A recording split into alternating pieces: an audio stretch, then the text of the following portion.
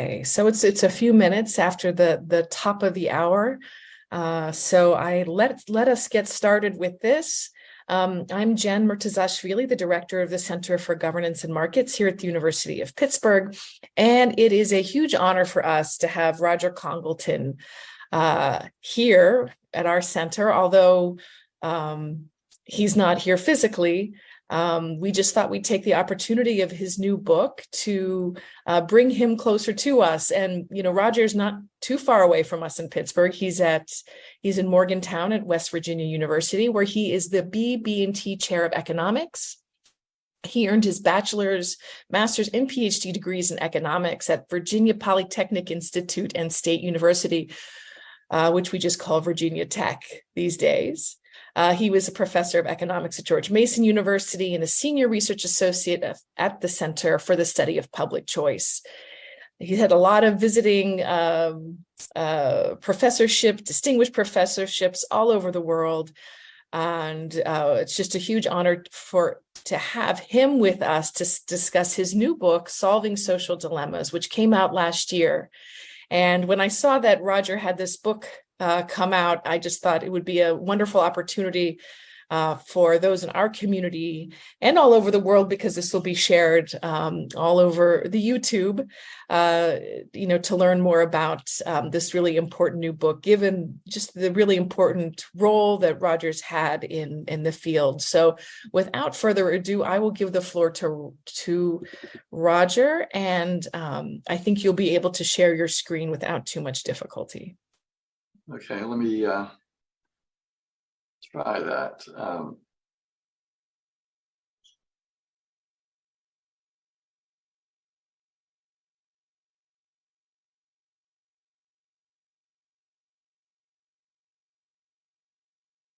Okay, can you see this slide? No. No, okay. Well, let me try again. Oh, I guess one more button to hit. That look Perfect. Okay. So I guess since we have a small audience at this point, I'll just kind of go through the slides and trust that people will turn up as we're going.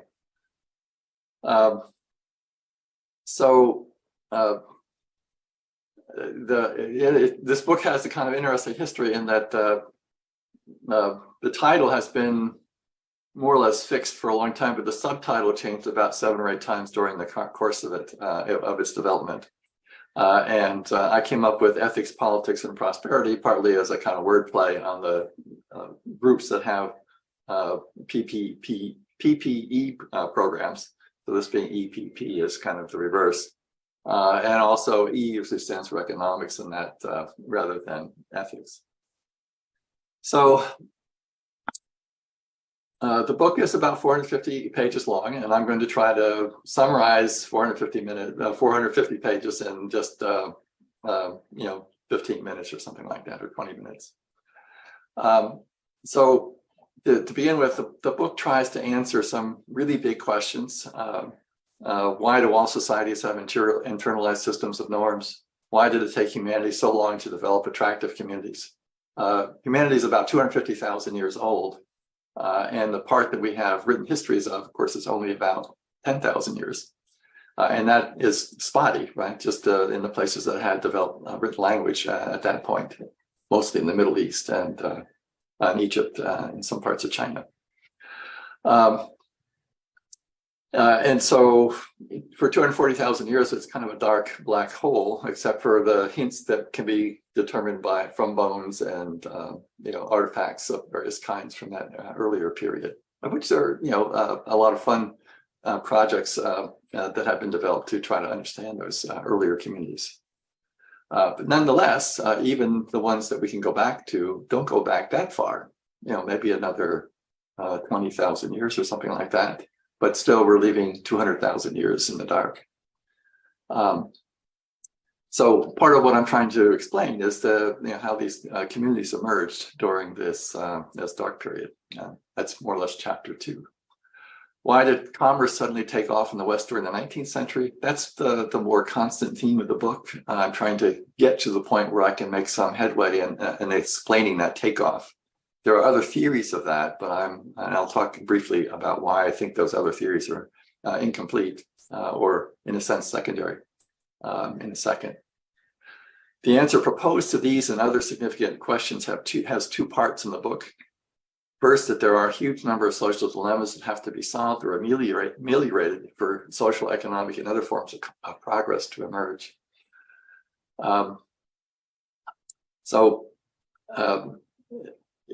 other words, it's not exactly that there's a natural sequence of these problems, but that these problems are sufficiently severe that they basically will block progress for often decades or centuries or even millennia at a time. And one way or another, you have to solve them to move forward. But the natural incentives that generate these problems have to, in some sense, change themselves. And that doesn't happen very easily. So one way to imagine that those circumstances might change is that people start to look at them in a different way. And how this operates is through our human ability to devise and internalize rules of various kinds, including rules of conduct. And so these rules of conduct, together with social evolution, provide a kind of plausible explanation for answers to all three questions. Such rules can, in effect, alter the payoffs of social dilemmas, and through that effect, change behavior. And with luck, the new behavior avoids the dilemma and progress can move forward. So in terms of the more recent history, which we do have lots of information about, the economists have played around and come up with long-term GDP estimates that go way back in modern history, back to the year 1000, in some cases further back than that. And these are two plots of real per capita income, or average income, from the period 1275 to 1940, using the sequences put together by a couple of teams in the Netherlands. And you'll notice that for a good bit of that history, there's no evidence of progress, right, in terms of per capita income. It's basically dead flat at $2,000 per year. And you could see a little bit of an uptick in the British series, but I suspect that that's as much as anything due to kind of estimation errors. If you think about human history, you can, in terms of its kind of crude form, and say life in rural communities, which is where most people lived, even though life in urban settings is the history we know best. These rural settings were pretty stable for a long time, and modest increases in the productivity of agriculture occurred in this period, and it spread. But basically, there is actually pretty little progress. And that's an example of what I mean by a stagnation or a period of stability generated by failure to solve the next dilemma. Okay, whatever that dilemma might be. And in some cases, it might be multiple dilemmas, as it probably was in this case. So first, I'm trying to argue that it's not technology per se that accounts for the great acceleration. Technology is in principle completely portable and so not regionally specific once it's worked out. Right? So if you invent something, you can, in principle, use it anywhere. Okay, or you can develop the necessary techniques to produce new products, new goods, new services using that technology virtually anywhere. Okay, if that's all it is. Okay, if that's all it is. But it isn't, of course, the only thing that matters. Okay, a society has to be, in a sense, ready to take the technology on. And that includes dispositions that allow them to see that progress is possible. Given their current and often long-standing pattern of life that they would have to alter in order to accommodate the technology. And that's not an intuitively obvious prospect that's worth following up on in most situations. Okay, there are kind of other things that might impede the delivery of technology into different parts of the world, then somehow the translation process and training process, which could take a couple of decades, but it wouldn't take a couple of centuries. It also is not urbanization per se. Okay, urbanization obviously plays a role in this process. Cities tend to be places where commerce is pretty commonplace, and therefore a lot of the basic practices of rules and techniques of buying and selling things and producing things with small teams were worked out in urban centers over the course of their emergence in the past 10,000 years or so. Well, if you look at the ancient cities, of which there are at least 20 or 30 that are still significant today, none of those actually played any central role in the great acceleration that took place in the 19th century and into the 20th century. So although both these were factors in that great acceleration, you couldn't say that they were root causes. Okay, something else must be going on that caused these older urban centers and not to be taking active parts or an active role in these in the great transition to the modern society. And also, which blocked for one reason or another the use of technologies that accounted for a good bit of that great acceleration in their societies. So the root problem focused on this book is social dilemmas and their solutions.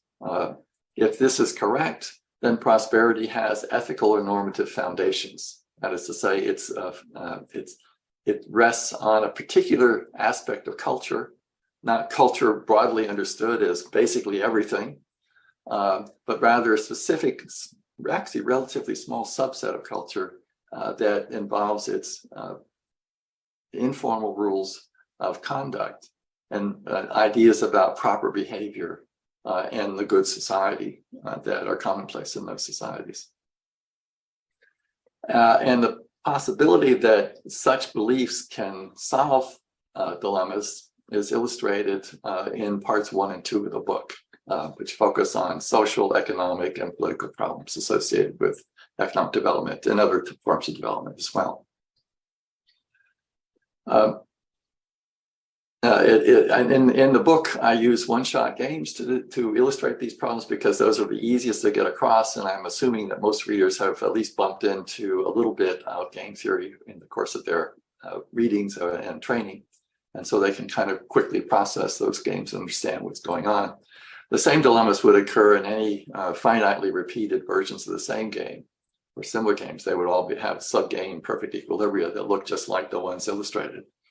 And so the simplification is actually less simple than you might think, but the simplification helps to kind of show that these dilemmas exist, that there are choice settings where outcomes are determined by more than one person's decision, and that those decisions jointly determine the outcome, and the incentives can be such that the outcomes are not the best possible ones from the point of view of the individuals in the contest themselves, in the games themselves.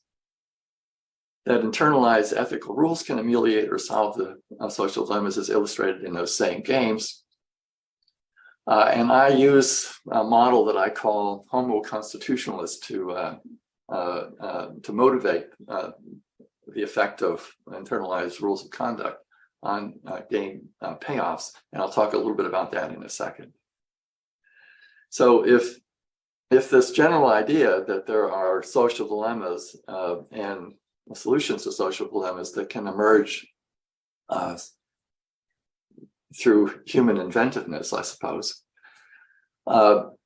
then if this hypothesis can account for the Great Acceleration, which is one of the great human events, or one of the great events in human history, actually. So it created the first time in human history where everyone, or not everyone, but a huge fraction of the population of the planet we're no longer poor. We're no longer living at the edge of existence, of survival.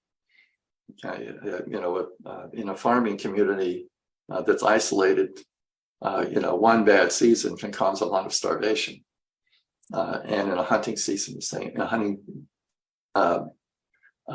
gathering kind of situation, a couple of nasty years of weather can also, put you, into that zone of where starvation starts to become common. So these other earlier communities, many people in these earlier communities live pretty close to the edge of survival. And to move so far away from it that we don't even think in those terms anymore is itself just an amazing change in human circumstances. So how do I try to demonstrate that norms changed in a manner that would tend to lead to the Great Acceleration?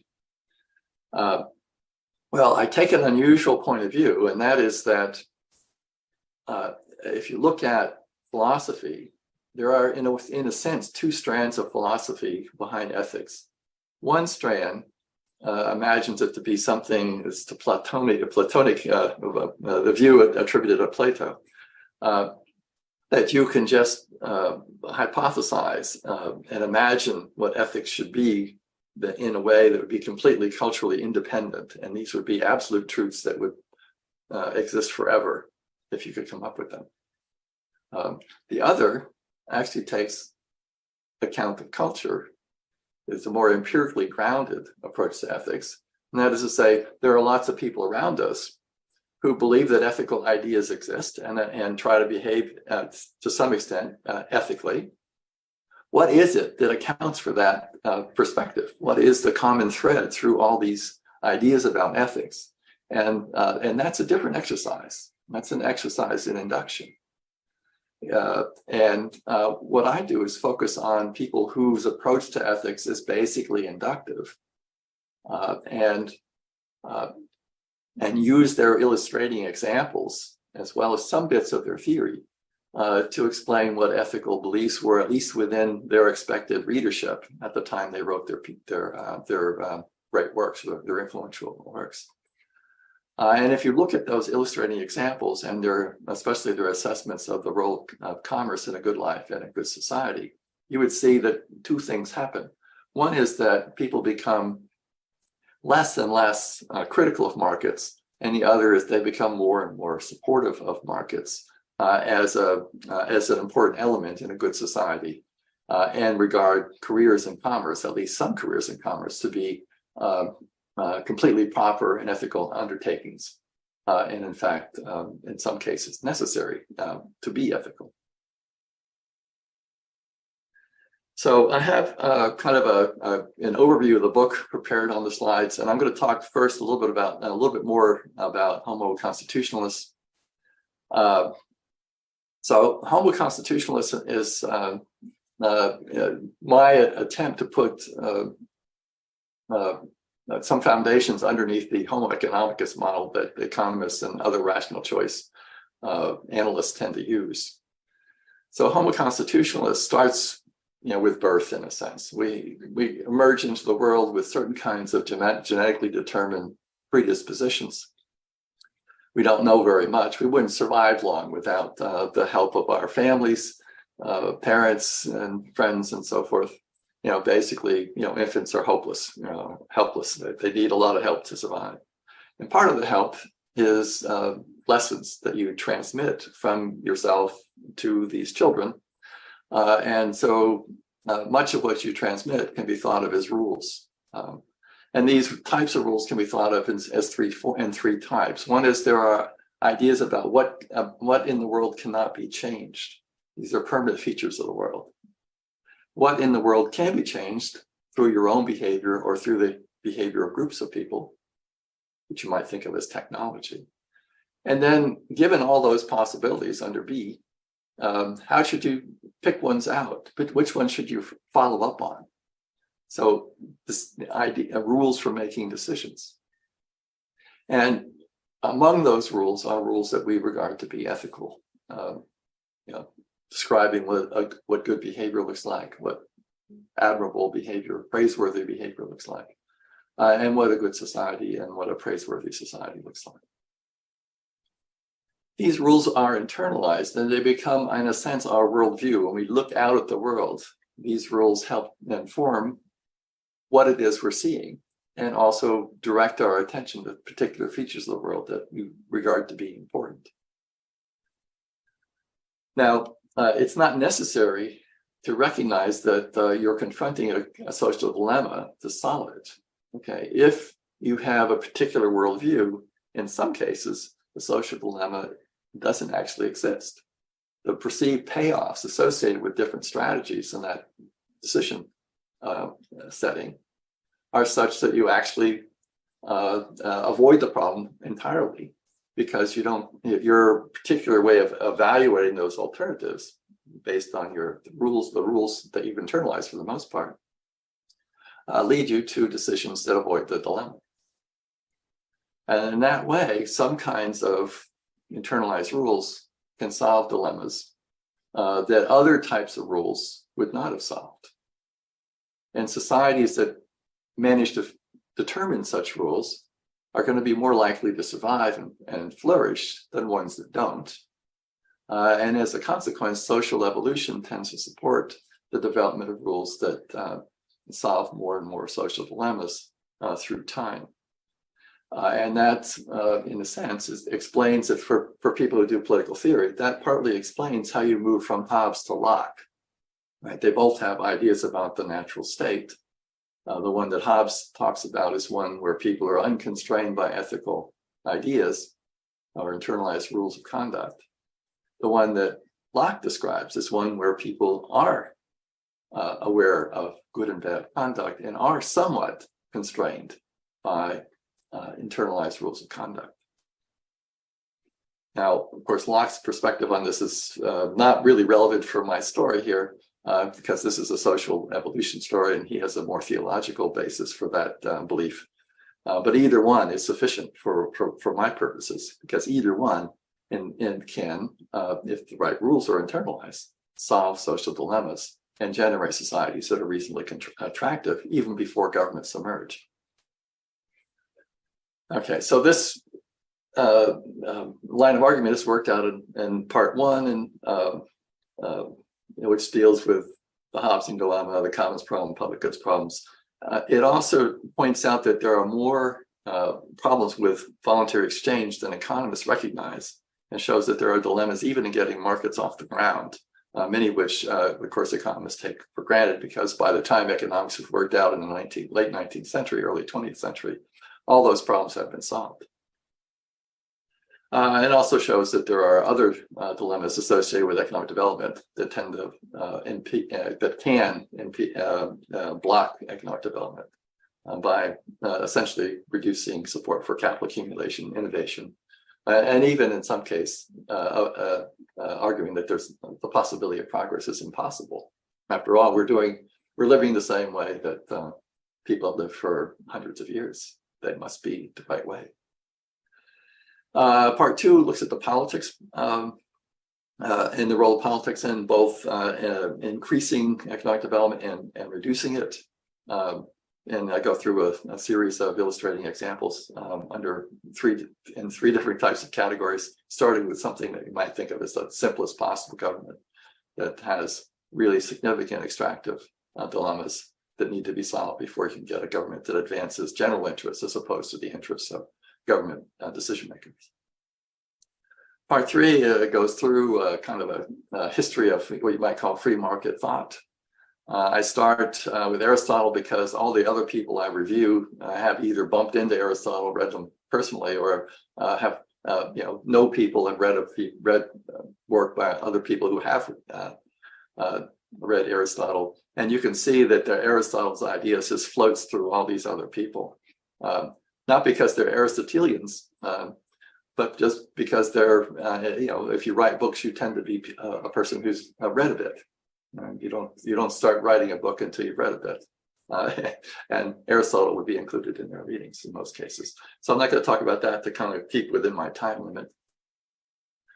If you want to get a sense of the change in attitudes about markets, this page has three really short examples. One is from Erasmus, who is quite famous, and there are several scholarships named after him in Europe at this point that the EU sponsors. Just to give you a kind of might call it a late Catholic perspective of from around 1509. The most foolish and basest of all others are merchants, to wit, such as venture on everything, be it never so dishonest, and manage it no better. Who, though they lie by no allowance, swear and forswear, steal, cozen, and cheat, yet shuffle themselves into the first rank, and all because they have gold rings on their fingers. Nor are they without their flattering friars that admire them and give them openly the title of honorable, in hopes, no doubt, of getting some small snippet of that gold for themselves.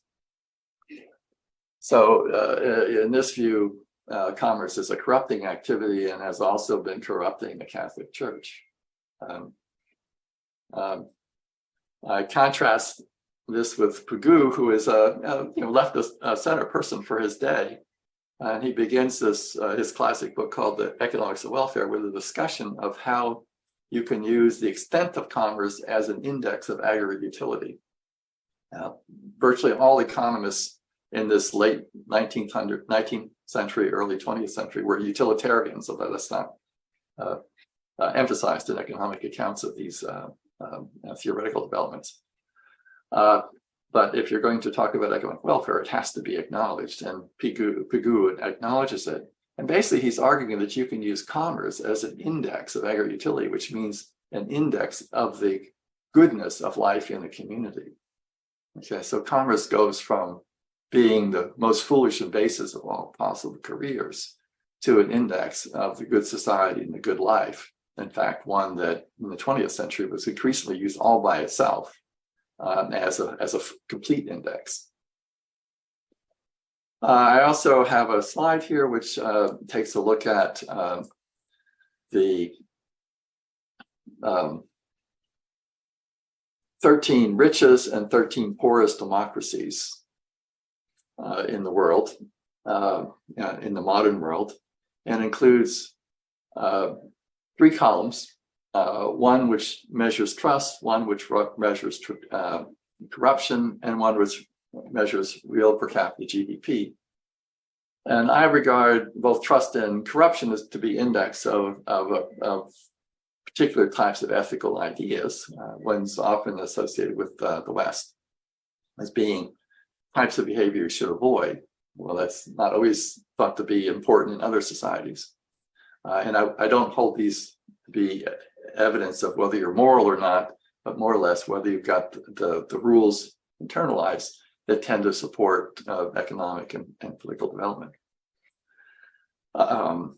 If you look at the column under trust or under corruption, you'll see that the numbers are uniformly lower than they are in the rich democracies. And that's, of course, consistent with the hypothesis of the book, namely that economic development requires not only institutional support, but also requires normative support. The higher trustworthiness of people in the West and the lower corruption tends to generate an average income level that's 10 times as high as that in the first 3 columns on the left. And since I'm kind of running out of time, I'll just talk just really briefly about some conclusions that I drew from the book, and which I haven't, of course, defended fully here in this short talk. First, all societies have ethical ideas that they transmit across generations. A subset of these systems of ideas creates dispositions that solve or ameliorate important social dilemmas. Some ethical systems solve a broader range of social dilemmas than others, and some ethical dispositions solve a greater range of problems associated with pluralistic politics and economic development than others. Together, these imply that prosperity and democracy are likely to be more likely to be associated with some ethical systems and their associated dispositions than others. This is not because some societies are more ethical than others, rather it is because ethical normative systems evolve in somewhat different ways, and because some systems of norms solve or ameliorate more of the social dilemmas associated with extended networks of exchange and production and with good governance than others. And that's a very brief overview of the book. This one diagram, just for fun, is a kind of a short overview of 2 books. And with that, I'll stop. Great, thank you. It was a fascinating presentation, and you were able to get so much of that, very, your exquisite book in a very short presentation. So that is never an easy task, especially when you spend so many years working on something. I just had, we have some questions from the audience, but I just want to ask sort of more of an applied question. I was really noticing that last slide you showed on trust and democracy, and from the World Values Survey. And a question, I'm just thinking about the United States right now, and I think a lot about trust, and interpersonal trust is sort of sustaining the kinds of, allowing people to solve the social dilemmas in the way that they do. What happens if those levels of trust decrease? Well, you see, it's in my view, it's not trust per se, it's trustworthiness. Trustworthiness. Okay. Okay. Well, Now that's an important distinction, because some people talk about it if it's trust. If you just trusted other people, everything would be good. Right. But people have to be trustworthy. The other thing that's kind of odd, if you look at this chart, is that there are some really quite well functioning societies with relatively low trust compared to others. So the range of numbers in this column of trust in the richest democracies varies a lot. So the U.S. is down there with Austria and Germany, okay, in the United Kingdom, all places where people don't trust one another. And I guess Japan didn't make the cut. I'm surprised it's not there, but it's also a relatively low trust, trusting society. So you don't have to be at the top to be successful, but you have to have a certain level of trustworthiness to get the society up and running. And sometimes I think people underestimate how trustworthy people actually are, in the sense that they trust people less than they deserve. And it's the trust that they deserve, in a sense, that really matters. And I'm not sure the surveys picked that up as well as they could. Although, I should say, of course, I wrote the whole book before I put this table together. So it was an act of faith in my theory to put the thing together, because if it had turned out to be the reverse, I would have been in trouble, and what I've done with 6 or 7 years of work, Right. Fortunately, the hypothesis worked, which is the sign of a good theory, I suppose, that if you can test it and it works on data you've never looked at before, then that's at least a good sign. But with declines in trustworthiness, do you think that would be one of the causes for reversals, for democratic reversals, right? Oh yeah. So also what can happen is because we don't fully appreciate how many social dilemmas are being solved by our present kind of rules of conduct. It's in part because we don't even realize we have the rules of conduct. So like when you attend a seminar, you don't think, okay, what are the rules of conduct for a seminar? Okay, the rules of conduct include, okay, be attentive, be polite. If you have 1 or 2 interesting questions, raise it, but raise it in a brief and kind of clear way, and often be kind to your to the speaker. And if you look at any academic meeting, people follow those rules. And this includes people on the left and people on the right. When they're meeting together, that's the kind of behavior they engage in. But they aren't really fully cognizant of the fact that they've internalized these rules. It's just the way you behave, right? And that obviously solves some dilemmas it makes these seminars more efficient, right? More efficient as a device for the speaker to get his kind of point of view across, and for the listeners to understand that point of view, whether they agree with it or not. That's a whole different matter. But in that way, when at the end of the seminar, ideas have been exchanged and developed, and that would not happen without those norms. People are always yelling at the speaker or whatever, and none of that transfer, that interaction would take place. And in markets, and in politics, it's clear that if people start to believe that government is in business to be extractive rather than to advance broadly shared beliefs, that changes the way governments operate, and that change in norms, can undermine the whole, of system of liberal democracy, which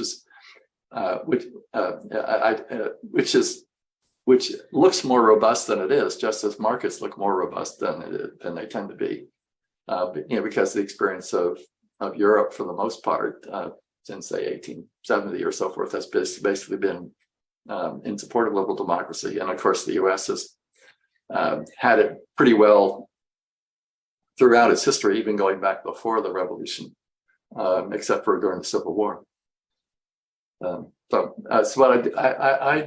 I do think that you can see norms that change in the existing society, in the U.S. that look like they're kind of undermining the things that have propelled us forward for so many years. And I personally worry about that, but I also not personally acknowledge that it's hard to determine which tweaks in the norms are going to actually improve the trajectory of the whole system until actually they've happened and had that beneficial effect. I do think it's a little easier to guess which ones are going to undermine it, but it's harder to guess which problems you haven't solved yet that need solving. Okay, we have a lot of questions actually from our audience. Let me see here, from Ali Palida. He says, I wish Ali, I set this up as a webinar, not a seminar, so he can't ask himself unless he wants to pop up on the screen. I can make that happen. But he says, it's a very interesting talk. Looking forward to reading the book.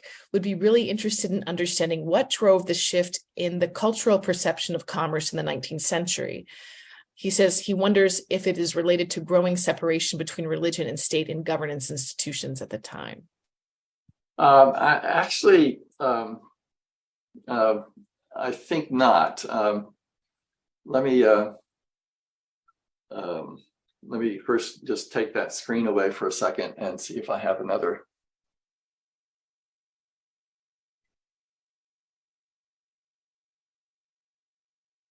This is a longer presentation.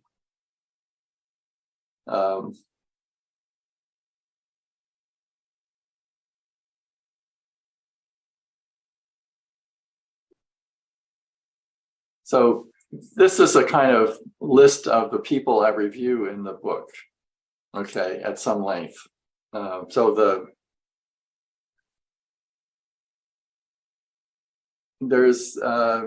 There are some Protestant theorists,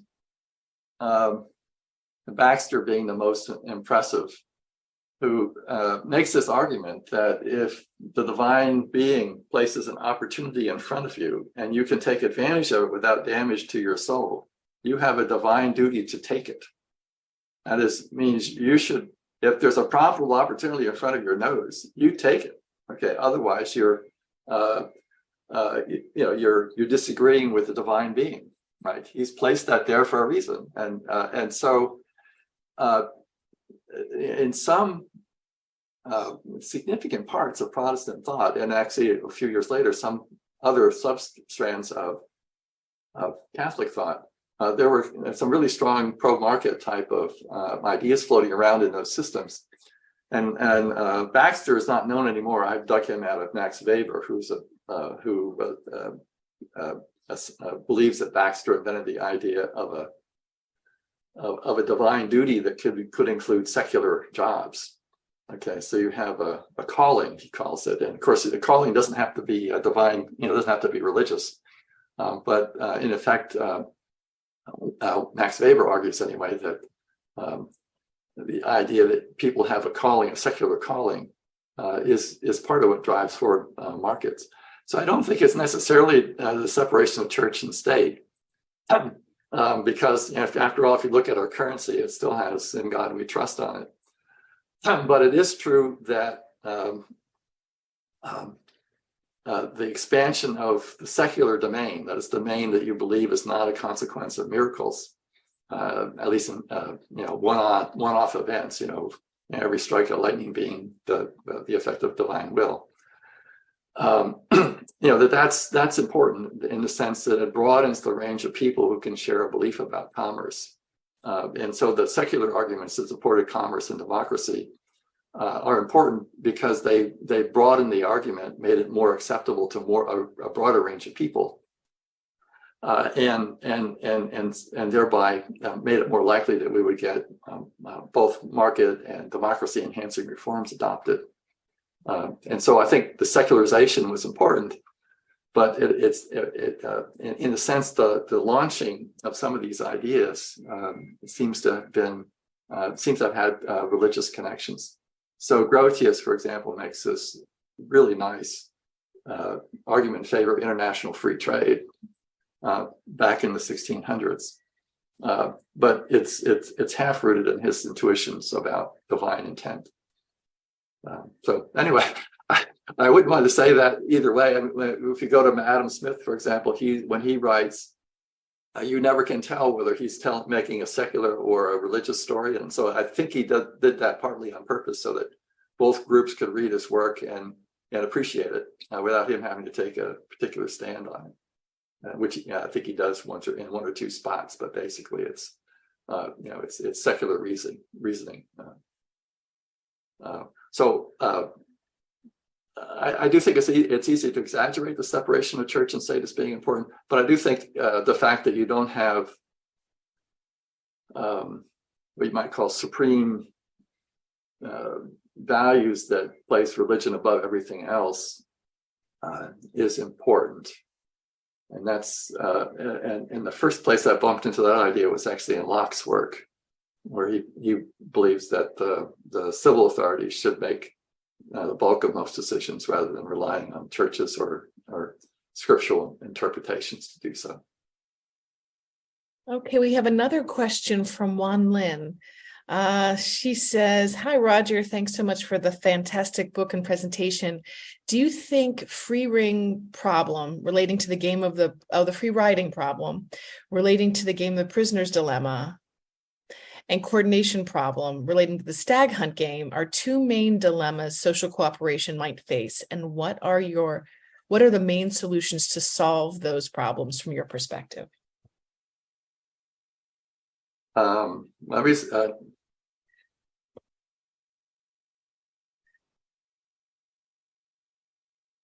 Okay, so I have on a different set of slides some of these game matrices set up, and I'm just scrolling through to see if I can find them.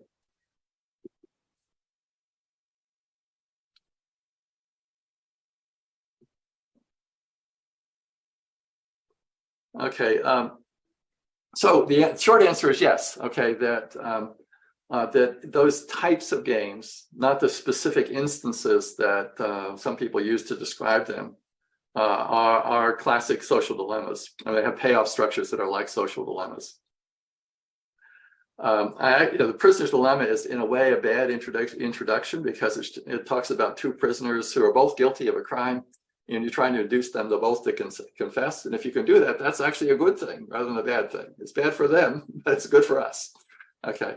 But there are other dilemmas that have payoff structures similar to that, where the results are bad for us. The game involves us in some sense, not the outliers of society who are kind of engaged in criminal activity.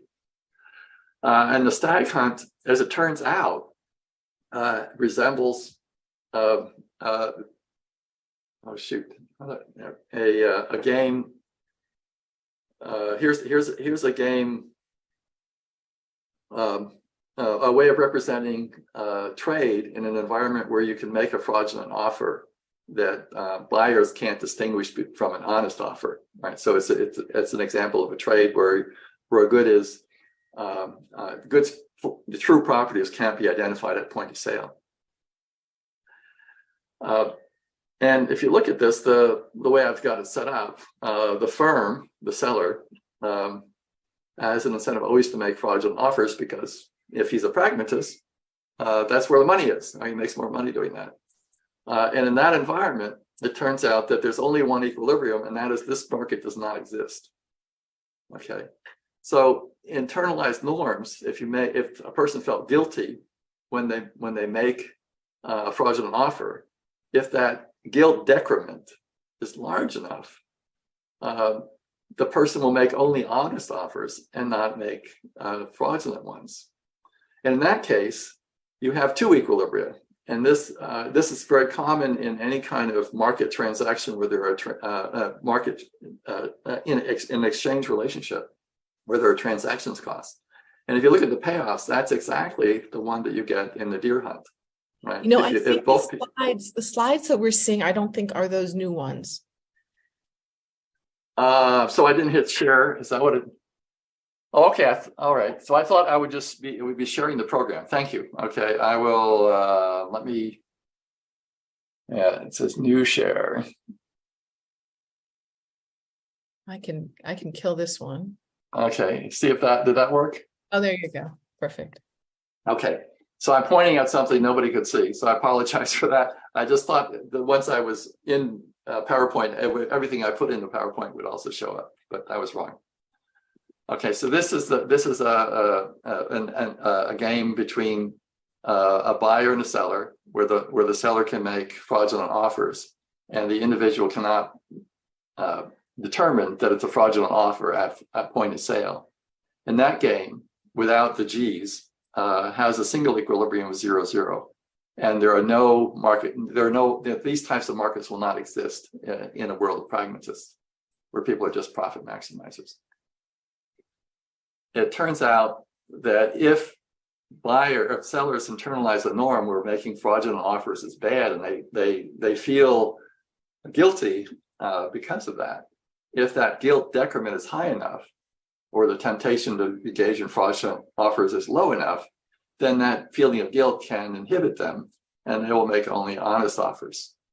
And in that setting, there are two equilibria, and those look like the stag hunt game. Right, you have a better equilibrium and a worse equilibria, but both are stable in a normal, way of thinking about Nash equilibria. But it turns out that if instead of feeling guilty, or if in addition to feeling guilty, the sellers feel good or virtuous by making honest offers, so you have a plus V here on the honest offers settings. If the V is greater than 1, it turns out there's only one equilibrium, and that's the two gains from trade equilibria. So subtle changes in norms can affect the range of markets that exist. And this very simple the matrix shows you why. Okay, it's something that's counterintuitive. I think it's not so counterintuitive that if merchants are free to make fraudulent offers, some will do that. But it's less obvious how you get honest trade taking place in that environment if people are all profit maximizers. Now, you could argue that there might be a mixed strategy equilibrium, and they would engage in fraudulent offers part of the time, but not all the time. That's a more sophisticated argument. But I think to make the point I'm trying to make in this matrix, in this section of the book, it's not necessary to do that more fancy story. The other thing that will happen, of course, is if consumers can figure out who the honest merchants are, who the guys are who only make honest offers, they'll shop there, right? Because 2 is a lot better than -3 in terms of the net gains from trade.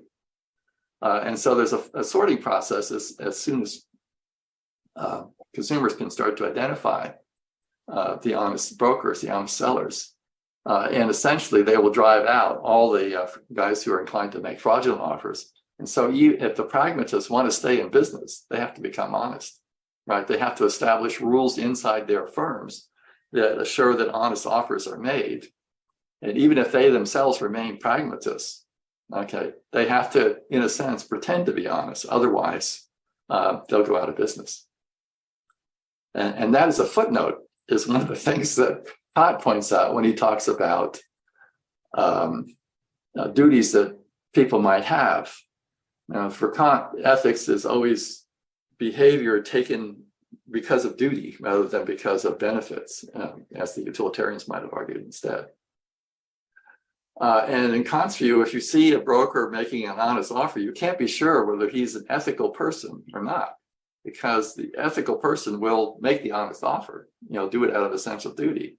Whereas the pragmatists might do the same thing, because that's the way you get more money. That's the way you practice. You maximize your profits, given the competition you face from honest brokers. And so he makes this point, and it's a really nice illustration of the difference of the motivation foundation of his motivational foundation of his theory, which is a theory of duties. And the idea of duties is kind of useful for this story, because when you hire yourself out for wages, as most of us do, we accept the duties that go along with that job. Right? There are a lot of things we're supposed to do because of signing that contract.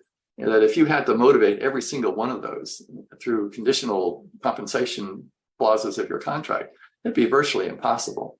But the fact is, we take the terms of trade, and most of us, because we have internalized some variety of a work ethic over the course of our lives, we try to perform most of those duties, diligently, and honor our implicit contract to do so. By the way, if you buy a copy of the book, it's actually quite inexpensive as a Kindle book, and occasionally Amazon has the hardbound book actually selling for less than the Kindle version. The Kindle version is a little less than $30. But if you read through the book, you'll notice that the names on all the games are different. And what I've done in most cases is picked out people who are famous for making contributions to this area of politics or economics, and use their names, right, or philosophy in some cases. So this is two people who made these are two people who made contributions to law and economics: Richard Posner and Gordon Tullock. And you might, I don't tell you, there's no guide to how I picked the names at the end of the book, but you might have fun guessing who the characters are. I should say a friend of mine I was going to use instead of Gordon, who's written some very famous surveys of corruption, but he told me he didn't want his name on the matrix. So I replaced him with Gordon. I won't tell you who he was, because this would be almost like putting his name on the matrix. But I did it just once. Gordon is of course dead. I think Posner, if he's not dead, he's supposed to be close to it. He's quite old. Right. Okay, we have some more questions here from Tarek Basir. He's a microeconomist actually here at our center, who I'd love for you to meet one day soon. Also a game theorist. Tarek writes, in Islamic culture, commerce has always been seen positively and as a sacred profession. But why didn't it produce the kind of economic growth and prosperity that we saw in the West? Isn't too much emphasis on social norms and ethics? Doesn't this undermine the role of market mechanisms and incentives for innovations such as patents? Well, it's a good question. One way to treat it, the short answer would be, if you look at Muslim societies in the Middle Ages, whatever, 800 and 1300 or something like that, they were on average more prosperous than Europe. And it could be because they had better norms than the Europeans had in this time. They were more pro-market than the European Catholics tended to be. At least that's one explanation. So when you make the transition from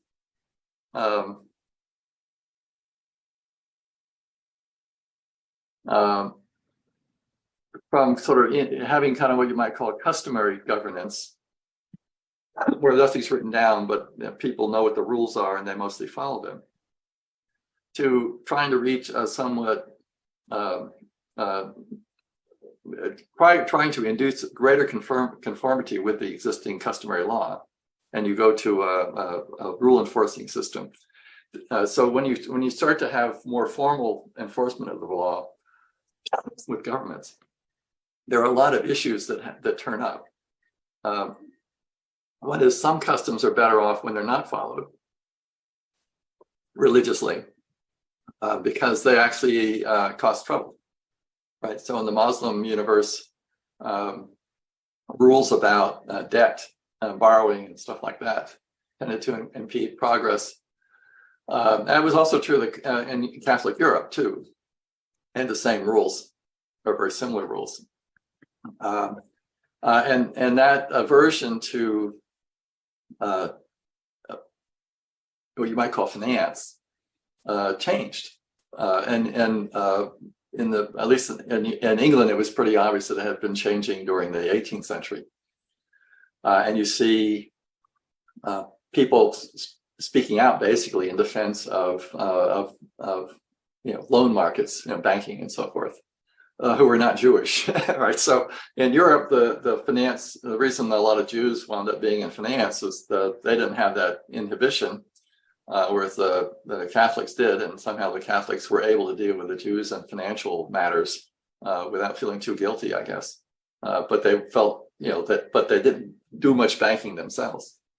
So that's one example of a norm that could interfere with long-term growth that changed in the West, but evidently didn't change, according to Timur Kuran, in Muslim societies.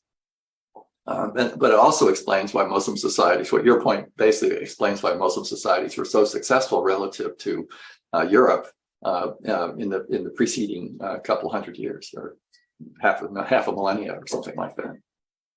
Mm-hmm.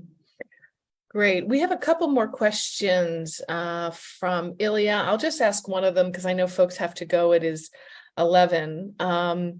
Let's see, which one can we throw at this? So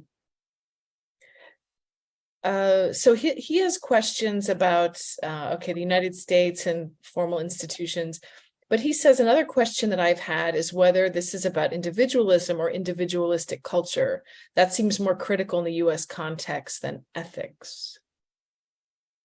The perspective of the book is what Buchanan used to call methodological individualism. So it regards all social outcomes to be properties of individual choices.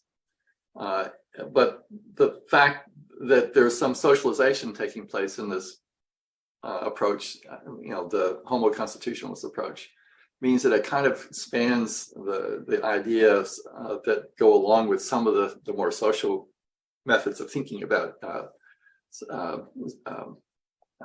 social evolution. I don't think that. I mean, there are different. So again, with these different ideas, there are different norms associated with them. So, for example, if you're from a culture where it's improper for any individual to excel, right? So the norms are, don't excel, go with the group, and don't be a nuisance. Well, that's going to block innovation, right? So if you were to invent a better way to plow your fields and your crops started to grow 30 or 40% more per acre than your neighbors, you might be looked down on for that because other folks might not want to adjust their plowing methods. And that naturally is going to impede economic development at such norms. And those norms are pretty common, actually, in the world, prior to the Great Acceleration.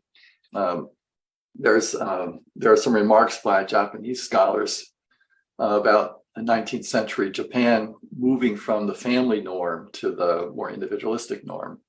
And the authors are just, they're upset by it. They don't think this is an improvement in their society.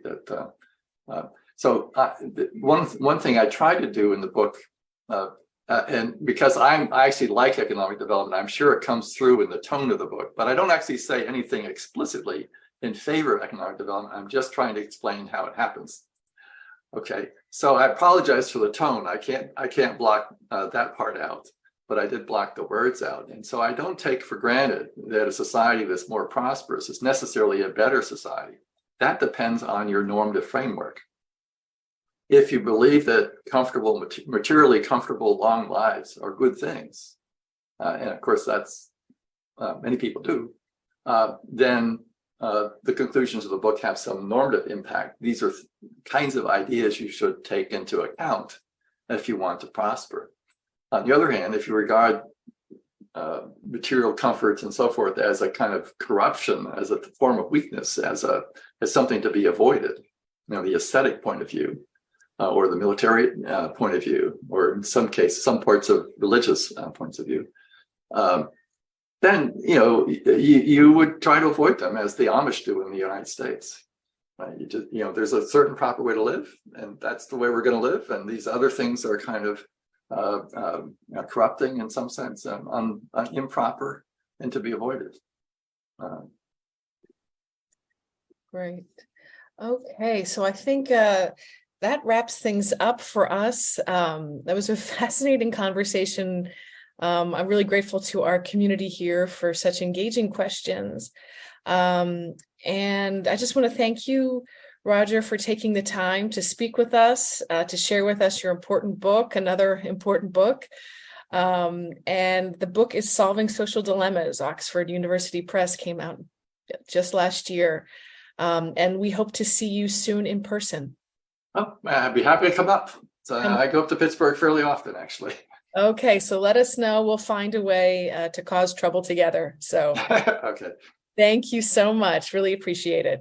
Thank you, and thank you everybody for listening. And I appreciate the questions. They were all very nice, general questions of the sort I was guessing would come from Jennifer's group.